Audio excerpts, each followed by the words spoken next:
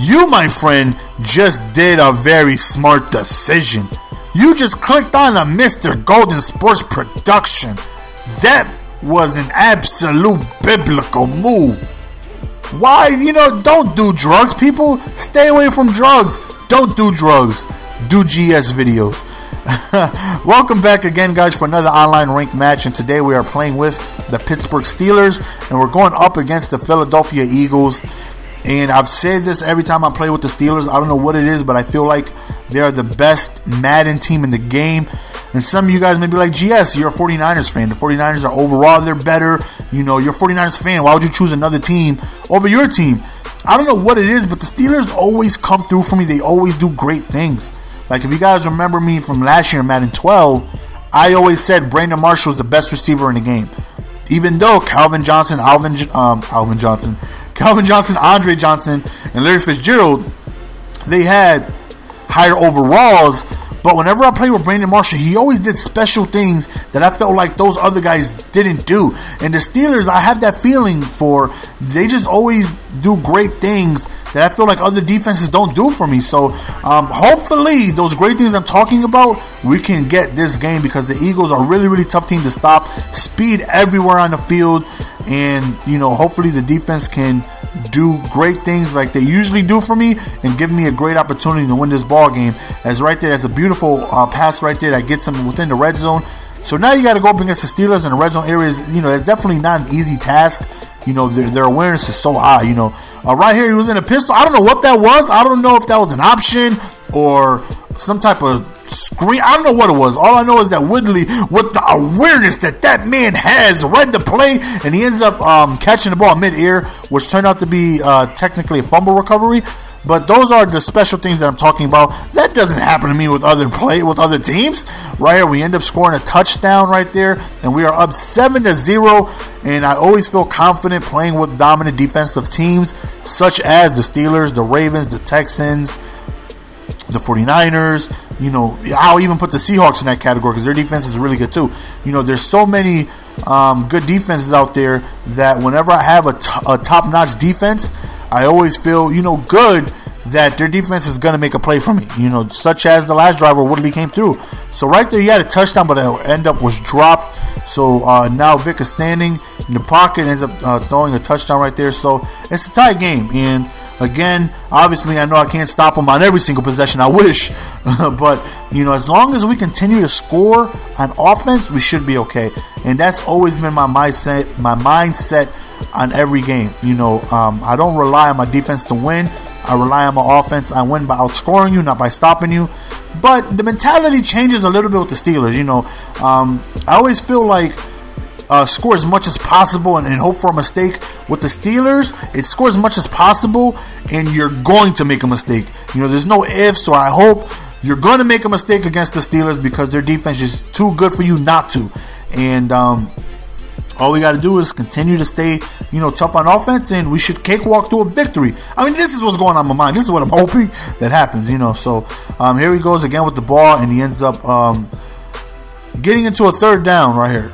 Second and 6, and we end up stopping. Now he's at a third down, and he's standing in the pocket. He ends up strolling to the left a little bit. He ends up getting a first down. So, again, I'm not worried. I definitely feel like the defense is going to come through for me sooner or later, and that's exactly what happens. We end up getting an interception. No soup for you. And not only does he pick it off, he ends up returning it for a touchdown. So we get a pick 6, and there's that defense just doing what they do. And I say this all the times. I'm not picking special defensive plays or, I'm using a different playbook. It's the same playbook. It's the same defensive plays that I've given up 80 points a game on with. But the Steelers just do biblical things, man. I don't know what it is. So we're up 21-7. And if you guys haven't played with the Steelers, if you guys are really struggling on defense, I just recommend playing with the Steelers, picking a 3-4 defense. I don't even care if they come on 5 wide. I'm telling you, pick a cover 2 out of the 3-4, and they're just gonna make things happen. I'm telling you, trust me, it works for me. I come away with good 2 to 3 stops a game, and that's pretty much all I need to win. As long as my offense is on point. So right here, we score again. We're up 2 possessions again. So obviously, this is a very, very, very crucial possession. because if we don't get this, he has the opportunity to score, and we don't want that.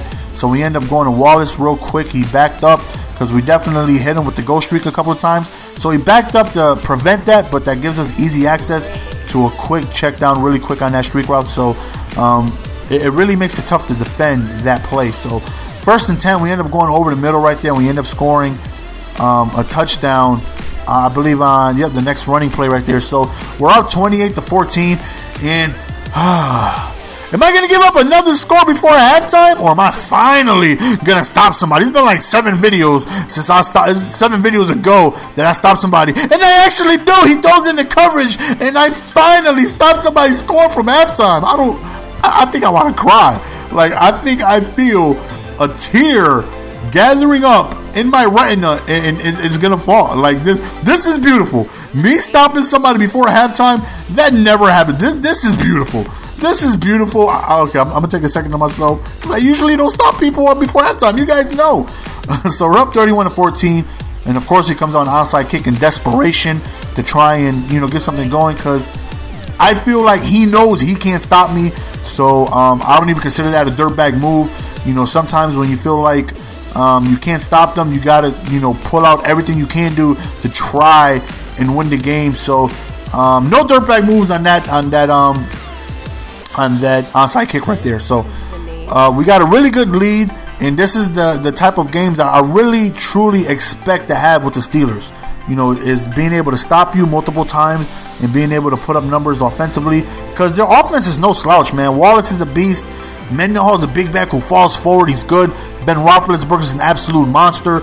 They definitely got some playmakers on offense, and I can't talk enough about their defense. So again, if my life depended on it, if I had to play one game, as we got a fumble right there, if I had to play one game to save my son, if I had to beat somebody one game, I'm gonna roll with the Steelers, because I just feel like their defense is just that good. And the offense I can definitely work with. Not the best offense in the game, but definitely workable. Definitely some good things can happen. As I threw in the coverage right there, I definitely made a bad read. Precision that way off, so we throw an interception. So technically he's still in the game. If he scores a touchdown right here, as you guys know, the onside kick recovery rate off for the offensive team, it's ridiculously high. So he has a chance of recovering it, as he just scored right there. So a couple of these right there, he's back in his ballgame as he recovered the onside kick. And it's just they make it seem too easy to recover the onside kick. I don't know what it was, but thankfully, Vic ends up overthrowing him, because he definitely had a step on our defender, and another incomplete pass right there. So now it's 3rd and 10. Vic ends up throwing towards the right, and he ends up finding somebody, but he doesn't get the first down. So 4th and 1, he's standing in a pocket. He looks over towards the left, and he finds somebody. And, again, this is area, it gets really tough to score on the Steelers, because, there's not too much room for your offensive players to make something happen in, but he ends up scoring a touchdown anyways. So again, he goes back to the onside kick, but thankfully this time we end up recovering it. So there's not that much time left in the game. We're up 10. He's definitely made a game out of it. He's 14 unanswered points. As long as we continue to score, even if it's a field goal, I'll take anything. As long as I can milk the clock, take some ticks off, take some seconds off the clock, and be able to put some points up, I'll be all right. So at this point, I'm already in field goal range. So now I want to kill the clock, move the ball, as slowly as possible, to be able to take as much time off the clock, because I don't want no miracles. I don't want no comebacks. I don't want no Games of the Year nominees, and I'm on the opposite end of the win. But we end up scoring on this drive. I believe this play right here, is it? We end up looking with Roethlisberger, and yeah, we end up checking down to Mendenhall, and we end up getting tackled inside the end zone. So we end up coming through, and a 45-28 lead. Again, this is the type of things I really expect to have with the Steelers. There's only about 5 Madden teams that I can play with, and I can honestly feel very comfortable with, and feel like you're going to make a mistake sooner or later.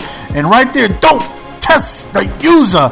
He's so disrespectful. Somebody, please send this man a link to my channel. Let him know. Do not throw the ball my way. It's not going to work out for you, son. It's just not. So the 4th quarter is here. So obviously we want to be able to move the ball, get first downs, and be able to take some time off that clock and go home with our victory. Well, we're already home, so, go get some home-cooked food with our victory. That sounds more like it. So, at this point, I think I have a couple of games left with the Oakland scheme. After that, I'm going to jump straight into the Bronco book I'm running. And I'm probably going to post about 15 to 20 games. So let's say I'm going to run the Bronco scheme for about 3 weeks.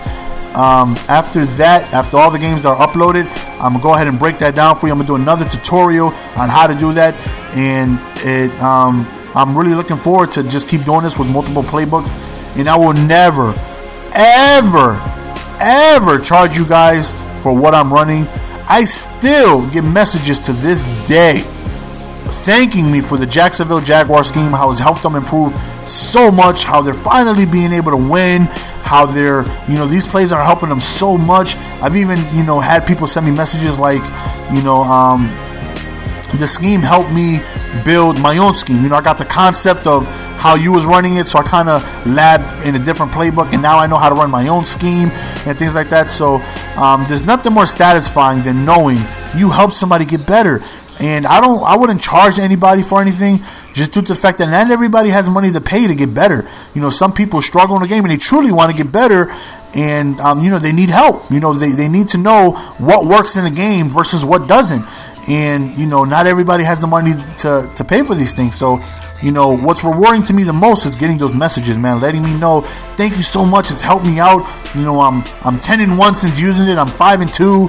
I've got messages like, I scored 50 points for the first time, and it really means a lot to me. So thank all you guys who not only tuned in to watch that, but for taking the time out and learning it and using it, and giving me feedback on it. Really, really, really means a lot. And I thank you guys who went ahead and used that.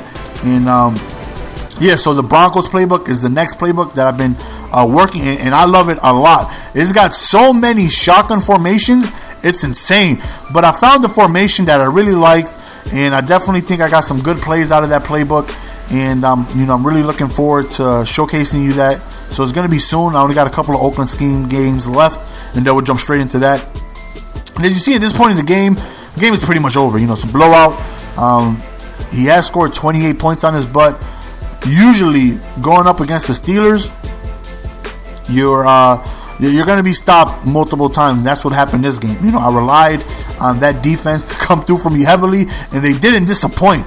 And right here we got Vic rolling outside the pocket, and no, you're not going to get too far. Towards the end of the game, I think I had like 12-man coverage. I started putting everybody in spies. I figured the game was over. Why not? I really thought he was just going to sit. That's what I would have done. I would have sat in the pocket until, he turned off his Xbox. The only person that would have rushed in is the person I would have had to brought in manually, as we get an interception right there. That's what I think I literally had like 8 people in QB spies. I'm like, you know what, why not? Let's see how he does against it. I have been watching that domination defensive guide, and what you do is you put 11 people in coverage. You ask the coach to go out in coverage. You ask the water boy to go out there in coverage. You ask, Chris Berman to go out there in coverage. As we end up scoring another touchdown right here with Brown. And that's it, man. The game's over at this point. We end up just dominating offensively. Defense gave us enough stops to separate ourselves in the score, and we end up coming away with the victory. And he was a decent opponent. I think he was a level 6. I think I win 13 skill points from this game. I'm not sure. You'll see it in a couple seconds. So we definitely had a good outing offensively. Really good. We ended up scoring 66. So we scored a lot of points offensively. But the biggest factor in this game is that our defense came through a lot with some big hits, some big interceptions, and things like that. So, we take our victory and we go home. And we end up getting 12 skill points for it. So thank you guys for taking time out of your day to watch one of my videos. Really means a lot to me. As always, it's your boy GS signing out. Follow me on Twitter if you don't already. Don't be disrespectful. If you ain't got a Twitter, make one. Follow your boy on Twitter. It's your boy GS, and I'm signing out. Peace. Give it to me, baby.